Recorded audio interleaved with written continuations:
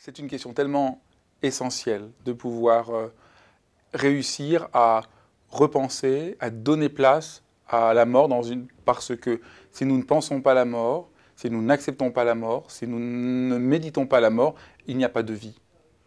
Et au fond, peut-être c'est la grande méditation du XXe siècle. C'est tout à fait étrange. On pourrait dire que notre temps, à partir du XXe siècle, est un temps double.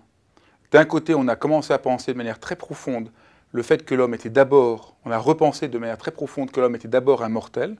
C'est toujours important de savoir que les Grecs ne disaient pas l'être humain, mais le mortel, que le propre de l'être humain, c'est qu'il est mortel, ce qui est très difficile à penser.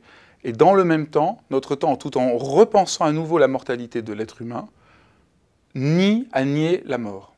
Et puis tout le XXe siècle, c'est la négation de la mort. Et un des témoins les plus frappants de ce phénomène, c'est le poète Rainer Maria Rilke, qui, venant à Paris au début du XXe siècle, la première chose qui le secoue, c'est de voir qu'il y a une négation de la mort, qu'on prive les êtres humains de leur mort, en les faisant mourir anonymement dans des hôpitaux, en les privant d'un rapport à la mort, et pour lui, c'est le signe de la fin de la possibilité de respecter la vie. Donc, essayer de donner à penser la mort, c'est donner à penser la vie. Si nous ne pensons pas la mort, nous ne pensons pas la vie. Et peut-être pour donner encore un dernier exemple tout à fait simple, quelle est la différence entre une fleur véritable et une fleur en plastique? Pourquoi une fleur véritable, ça sera jamais comme une fleur en plastique ne sera jamais comme une fleur véritable? Parce que la fleur en plastique ne peut pas mourir. Et donc elle n'est pas vraiment belle. Et donc elle est un peu fausse. Et donc voilà, c'est pour célébrer la vie que je pense que c'est important de soutenir un salon qui donne à penser et à vivre ce que c'est que le fait que nous soyons mortels.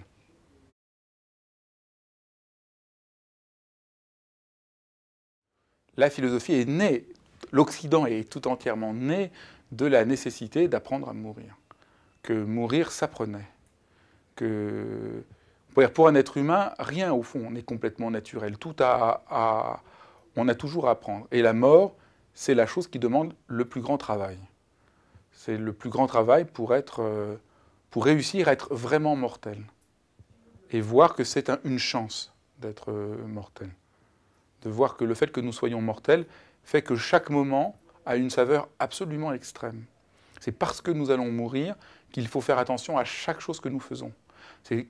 Aucune éthique n'est possible si nous n'allons pas mourir. Et donc, du fait, nos actes ont une responsabilité. Ce que nous faisons, on ne pourra pas le refaire. Donc, là, on peut dire que oui, la mort, c'est le travail d'apprentissage.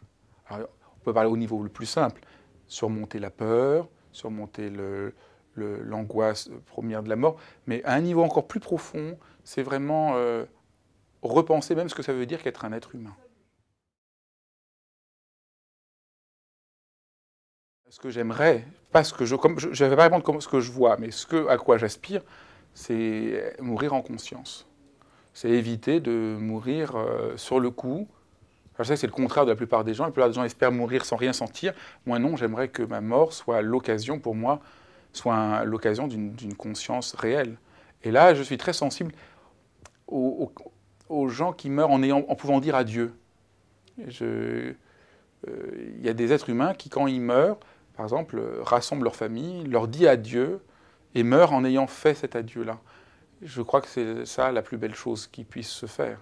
Je me souviens, mon grand-père, peu avant sa mort, me parlait de la plénitude de sa vie et du fait que la mort, il n'avait pas de problème avec ça parce qu'il avait vécu une vie, il n'avait jamais pensé, il était orphelin très jeune, dans une condition très difficile, et il avait pu vivre, et il trouvait... Et c'était magnifique qu'il ait pu dire ça. Et puis pour moi, ma vie en a été changée. Cette confiance qu'il avait à ce moment de mourir a changé ma vie, m'a donné une forme de confiance extraordinaire. Donc je pense que j'aimerais mourir en conscience, et j'aimerais mourir de telle manière que ceux qui sont autour de moi puissent tirer leçon du fait qu'on peut être présent à ce moment-là, et que ce n'est pas tant une défaite, comme aujourd'hui la mort est vue comme une défaite, mais comme le mouvement même de l'existence.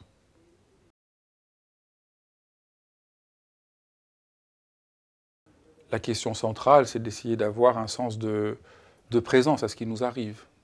Alors, on peut mourir à chaque moment, mais il y a un temps pour tout. Il y a un temps où la question se pose à différents moments. Là, pour moi, l'important, c'est d'arriver à travailler, à être le plus en rapport à ce qui se passe réellement, à être en rapport à la réalité. Alors, on découvre une chose tout à fait étonnante quand on fait ça, c'est qu'au fond, la mort, c'est pas seulement la fin de notre existence, mais qu'au fond, on a à mourir souvent. Que j'ai à mourir à celui que j'étais, comme adolescent, que les gens avec qui on se sépare, sans même parler des gens qu'on perd, mais les gens qu'on se sépare, c'est des formes de mort. Et on se rend compte peut-être alors que la mort, c'est pas ce qu'on croit, que tout être humain a à mourir en permanence et à renaître en permanence, qu'il y a un mouvement de métamorphose au cœur de l'existence et que se préparer à la mort, c'est accepter ce mouvement de métamorphose tout le temps. Au fond, pour nous, les êtres humains, la grande difficulté, c'est qu'on aimerait bien que quelque chose soit fixe et saisi une fois pour toutes. Et on a peur de ce qui est le changement. Et pourtant, ce changement, c'est ça la vie. Donc je crois que le plus important, c'est de voir le mouvement de mort et de naissance qui ne cesse d'avoir lieu en permanence. Là, je suis avec vous et après, je ne serai pas avec vous. Et au fond, il y a qu'une forme de mort, je vais partir. Alors c'est une mort tout à fait minuscule, mais au fond, apprendre ça, apprendre à dire bonjour à quelqu'un, apprendre à dire au revoir à quelqu'un, apprendre à ouvrir une porte, apprendre à fermer une porte, ça a l'air tout à fait, au fond, c'est ça. Je crois que... Et après, il y a des moments plus importants, les déménagements, les séparations. Et au fond, on se rend compte que c'est ça, être vivant. C'est pour ça que Rilke a raison. C'est pas tant la mort que le fait qu'on soit mortel. Et donc que la mort est l'horizon de tout ce que nous faisons. Et qu'en fait, c'est la condition de possibilité, de toute possibilité réelle de faire quelque chose. C'est ça que nous donne la mort. Et là, je pense que des penseurs comme les penseurs grecs, puis au XXe siècle, quelqu'un comme Martin Heidegger sont absolument décisifs. Ça, je disais, pour penser la mort. L'être est un être, non pas comme on a traduit complètement idiotement pour la mort, enfin que dit Heidegger, l'être est l'être vers la mort. Il est dirigé vers la mort. Et ça, c'est la condition de possibilité de tout. Je ne viendrais pas vous parler si je ne savais pas que j'étais mortel, j'aurais tout mon temps, je pourrais vous parler un autre jour, mais parce qu'il y a une urgence qui donne un mouvement à l'entièreté de tout ce que je suis. Donc c'est ça le... Et là, on retrouve cette étrange figure de Janus de notre monde. D'un côté, quelqu'un comme Heidegger ou Rilke ont une méditation inouïe sur ce que ça veut dire qu'être mortel et la mort comme possibilité de tout ce qui est, et de l'autre, ce déni absolument fou de la mort. Au fond, notre société vit dans l'idée qu'il ne faut pas en parler, c'est une catastrophe, c'est une défaite, et donc notre monde ne vit pas. Et on refuse quelque chose de la vie, dans une sorte de crispation qui est absolument, qui rend les gens tout à fait malheureux. Des fois, on a l'impression que le rêve de l'humanité, c'est un sort d'immense centre commercial, de centre Disneyland, dans lequel on étouffe la peur, l'angoisse et la mort. Et ça, c'est la catastrophe.